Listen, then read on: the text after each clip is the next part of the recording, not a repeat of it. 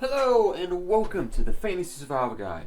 My name is Mage, and today we're taking a look at cantrip causality. This is a series where I take a look at a very simple magical effect in fantasy, video games, or movies, and how it actually is a massive effect for a fantasy adventurer. You saw the title, we're talking about Heat Metal. Now Heat Metal is technically not a cantrip, it's actually a second level spell.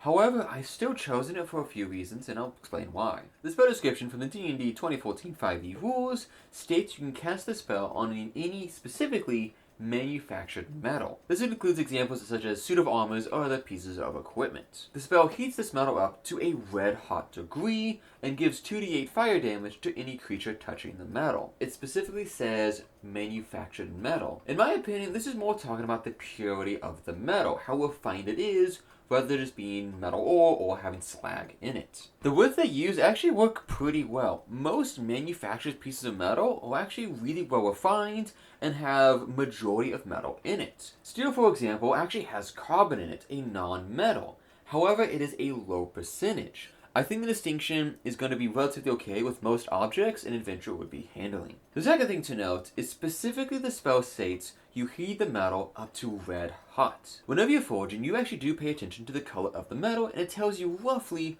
what the temperature is. The color red denotes really anything between 1200 degrees Fahrenheit up to 1600 degrees Fahrenheit. This is a pretty impressive temperature and is actually a good example on why it is a second level spell. Now, how would an adventurer actually use this spell? First off, 1200 to 1600 degrees is a very hot temperature and does actually limit its application.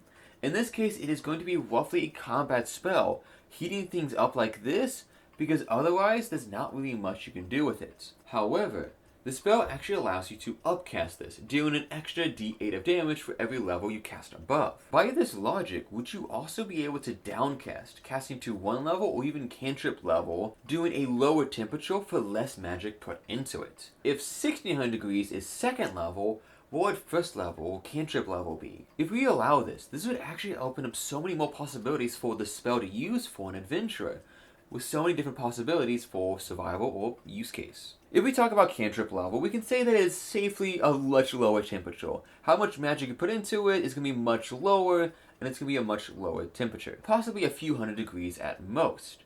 This is still fairly useful. If you wanted to save energy, you could cast a low level of the spell on an inner piece of metal. Heat it up just enough to ignite some tinder and allow it to start a fire.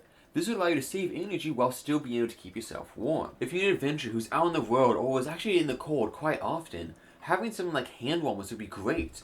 Heating up a piece of metal and then wrapping it in fabric to either hold in your hands or to tuck in your cloak. This would allow you to survive in cold winters or harsh climates, allowing you to keep yourself warm with just a little bit more of your magic more efficiently than you would be starting a fire or using that magic directly. This would be an incredibly efficient way to keep yourself warm without not using too much magic or causing a hazard with fire everywhere. If you're also lazy to start a fire, you can also use it to cook.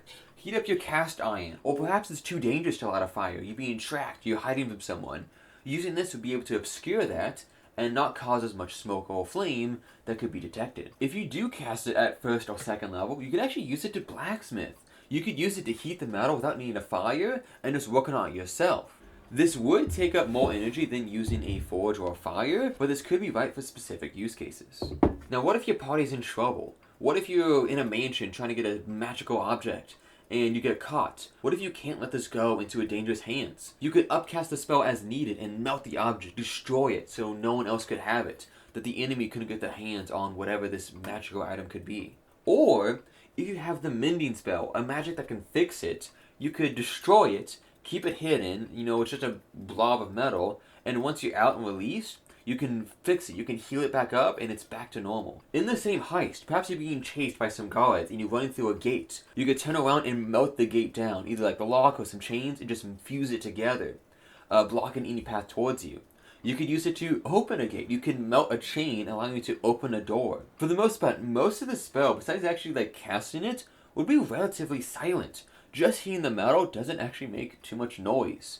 This allows you to do things to destroy objects without causing alarm that a saw the object could do. Now, how would an adventurer use it in combat? There's always the cool fantasy fire sword, heating the metal up. It wouldn't be the best idea, because for the most part, you would ruin the temper. The actual, structure and the actual bendiness and actually how a blade is supposed to work, that would be lost. I don't think a sword is good for the spell. However, like a hammer or some sort of blunt object would work.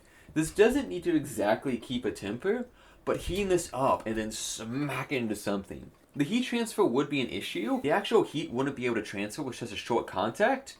The actual sight of seeing a glowing hot weapon coming at you would actually strike fear into a lot of enemies. This would be a good fear factor to control them and to get them to do what you want. Now, instead of your weapon, what if you cast it on the enemy's weapon? They spend a couple $1,000s on a really nice sword. They use it to fight against you, and you cast heat metal on it, and you ruin the temper. It bends in place. It actually tends to slag. Besides hand weapons, you could actually use this for archery. You could heat up arrowheads and then launch it either into an enemy or into a town or village. Starting fires, just like you would with firebolts. Besides your own weapons, you could just do the classic D&D route and just cast it on an enemy's armor. Armor takes quite a bit of time to take on and off, and this actually be super dangerous to have. Otherwise, your body temperature just skyrocketing and not be able to get out of anything. This could be incredibly detrimental, even if it doesn't do like any physical damage, like burn your skin or not. This could be dangerous internal damage, having heat stroke or just boiling your organs alive. I am plenty sure there are other examples that you could use this spell at. Please let me know down in the comments below if you have any other ideas you could use heated metal, either downcasted at 2nd level or even upcasted. What are certain things I forgot or that you could use on your fantasy adventure? Thank you all for watching, praying you all a good day, and God bless your adventures.